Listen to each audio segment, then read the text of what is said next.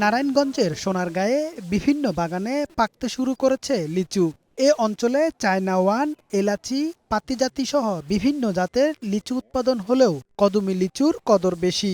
এরই মধ্যে প্রতিটি গাছে শোভা পাচ্ছে লাল টকটকে লিচু।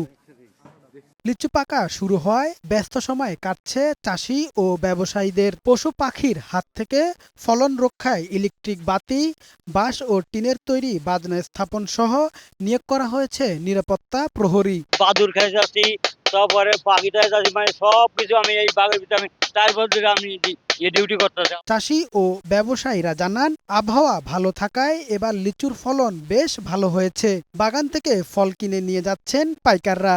স্থানীয় চাহিদা মিটিয়ে তা চলে যাচ্ছে ঢাকা, নরসিংদী, সিলেট সহ দেশের বিভিন্ন অঞ্চলে। এবার ফলন ভালো হয়েছে, দামও অনেক ভালো আছে। আমাদের জায়গার এই কাঁচামাল আপনার সব জায়গায় যায়, দেশের বিভিন্ন জায়গায় যায়। সোনারগাঁ লিচু প্রতি বছরে সর্বপ্রথম আগে ওঠে।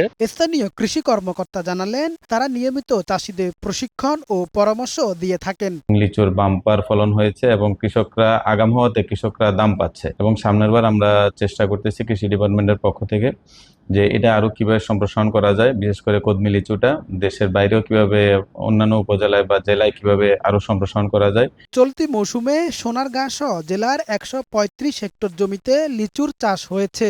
এর মধ্যে সোনারগাঁয়ে প্রায় ৭ কোটি টাকা লিচু বিক্রির ব্যাপারে আশাবাদী বলেও জানান তিনি। কামাল উদ্দিন, বৈশাখী সংবাদ।